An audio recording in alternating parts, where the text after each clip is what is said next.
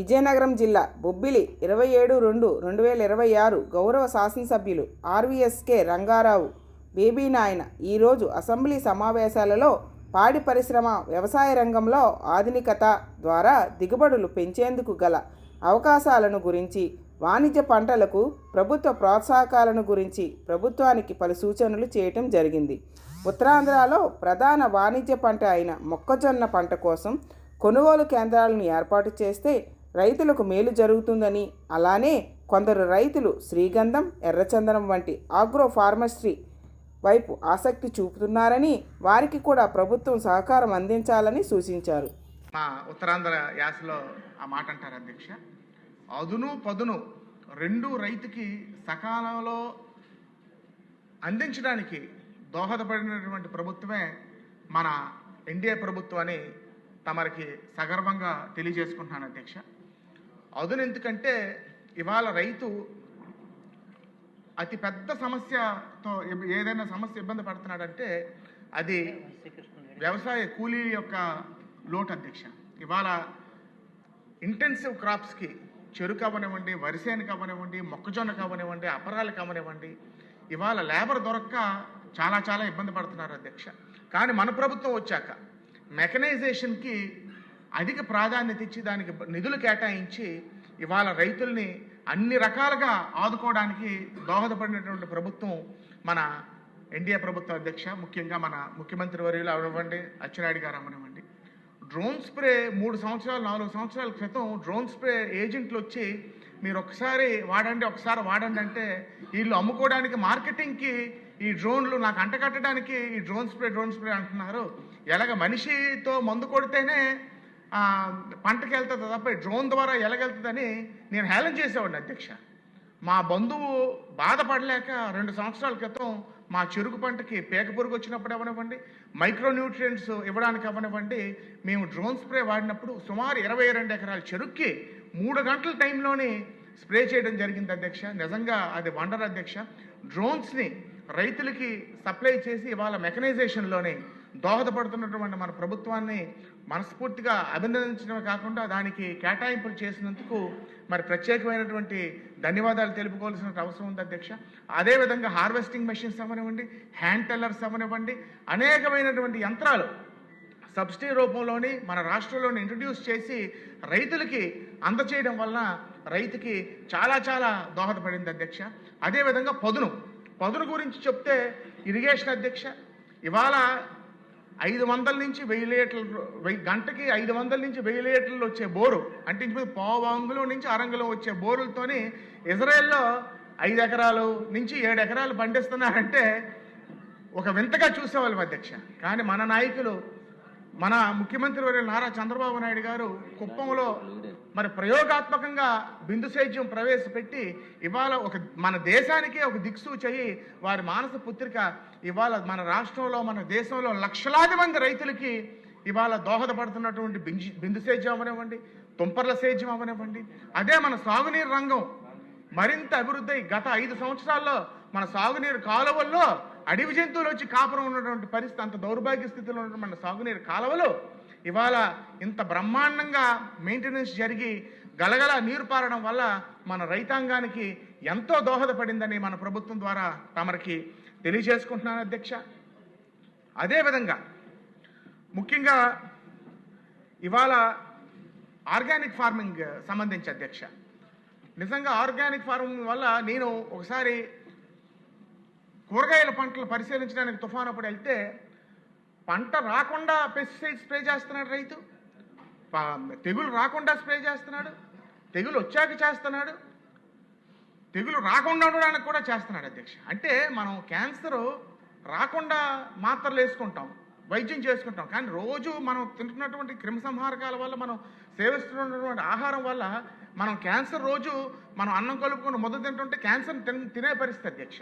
ఇవాళ organic farming మన ప్రభుత్వం అంత భారీ ఎత్తుని ప్రమోట్ చేయడం వలన నిజంగా అది ఒక విప్లవం జరగబోతుంది అధ్యక్ష. మన ఆరోగ్యం కన్నా మన పూర్వీకులు క్రిమిసంహారకాలు తక్కువ వాడడం వల్లనే అంత ఆరోగ్యంగా ఉండేవారు అధ్యక్ష.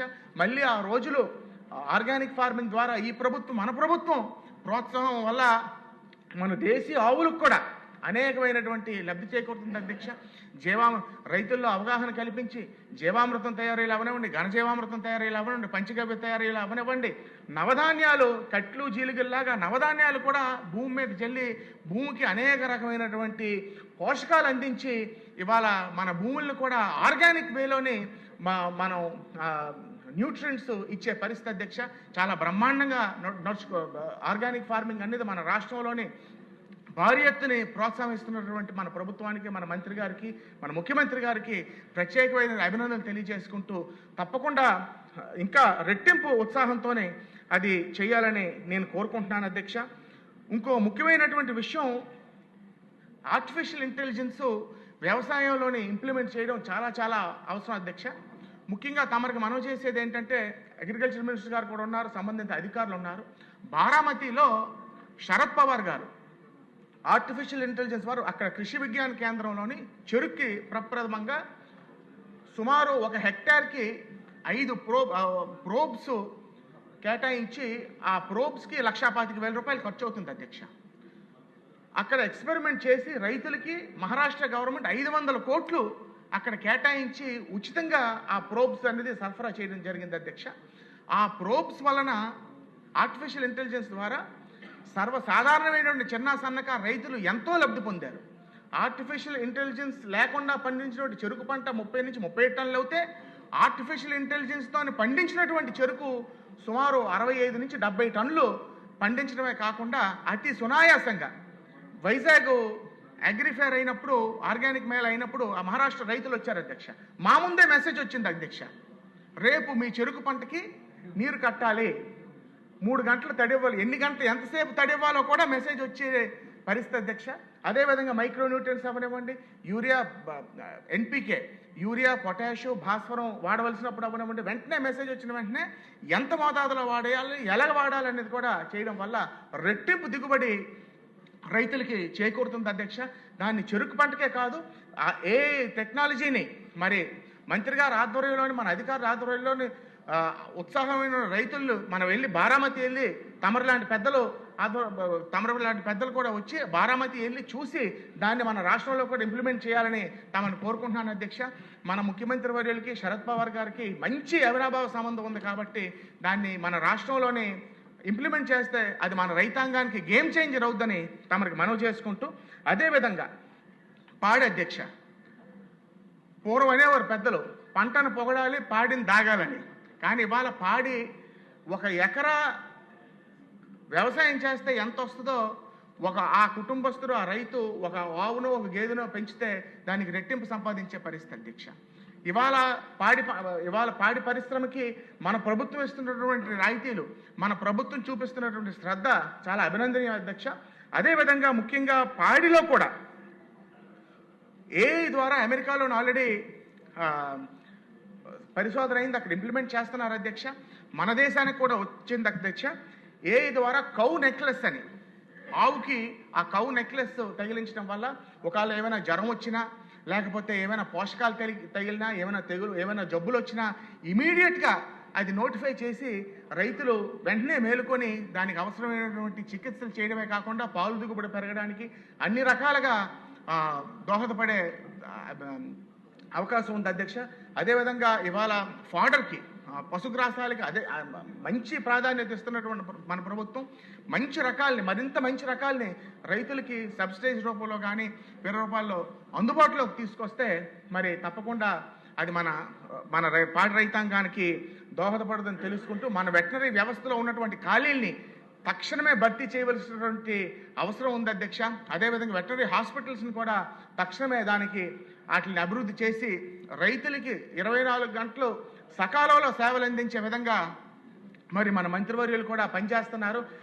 ఆ స్ఫూర్తితోని మరి మరి పాడి రైతులను కూడా మనం ఆదుకోవాల్సిన అవసరం ఉందని తమరికి తెలియజేసుకుంటూ, ముఖ్యంగా మా ఉత్తరాంధ్ర ప్రాంతంలో బొబ్బిలి నియోజకవర్గంలో ఏమైనా ఉంటే ఉత్తరాంధ్ర ప్రాంతంలో మొక్కజొన్న అనేది చాలా ప్రాధాన్యత కలిగినటువంటి పంట అయింది అధ్యక్ష.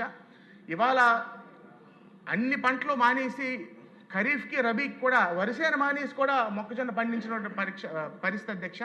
దాలవాకి ఇప్పుడు స్టాండింగ్ క్రాప్ కొన్ని లక్షల ఎకరాల్లోనే బొబ్బిలి నియోజకవర్గంలోనే కాదు ఉత్తరాంధ్ర ప్రాంతంలో మొక్కజొన్న ఉంది. కాబట్టి మొక్కజొన్నను కూడా ప్రభుత్వం కొనుగోలు కేంద్రాలు ఏర్పాటు చేసి మనం కొనుగోలు చేస్తే తప్పకుండా రైతుకి ఒక మంచి జరుగుతుందని తమకి మనవి చేసుకుంటున్నాను అధ్యక్ష.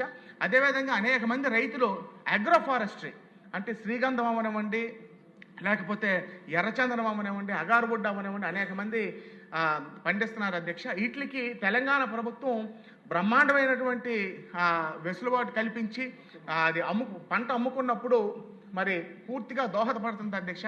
మన ప్రభుత్వం కూడా అనేక మంది మరి మొన్న ఈ మధ్య కూడా విజయవాడలో కాన్ఫరెన్స్ అయింది అధ్యక్ష. వారు వచ్చి అచ్చెన్నాయుడు గారి పెద్దలను కూడా ఇంతకుముందు కలవడం జరిగింది. అగ్రో ఫారెస్ట్ ఏదైతే ఉందో దాన్ని మన వ్యవసాయ మన హార్టికల్చర్లో కానీ దీంట్లో పూర్తి స్థాయిలో వాళ్ళని ఆదుకోవాల్సినటువంటి అవసరం ఉందని తమకు తెలియజేసుకుంటూ, మరి చివరిగా ముగించే ముందు 1960, 61, 62లో నా తండ్రి గారు అత్యధిక చెరుకు దిగుబడి పండించినటువంటి కీర్తిశేషులు బొబ్బిలి కుమారరాజా గారు రావు వెంకట గోపాలకృష్ణ రంగారావు గారు కుమారుడుగా వారిని స్మరించుకుంటూ, ఇవాళ మాకున్నటువంటి వ్యవసాయ భూమిని కౌలుకి లీజుకి ఇవ్వకుండా సొంతంగా వ్యవసాయం చేసే విధంగా మమ్మల్ని పెంచి పెద్ద చేసినందుకు ఈ ఈ దేవాలయంలో మన అసెంబ్లీలో ఒక రైతుగా ప్రత్యక్షంగా మాట్లాడడానికి అవకాశం కలిగిన తమరికి మా నాన్నగారిని స్మరించుకుంటూ ఈ అవకాశం ఇచ్చినందుకు తమరి కృతజ్ఞతలు తెలియజేసుకుంటూ సెలవు తీసుకుంటున్నాను. చాలా చక్కటి విషయాలు చెప్పారు. ధన్యవాదాలండి. ఇప్పుడు శ్రీ నల్లమల్లి రామకృష్ణారెడ్డి గారు.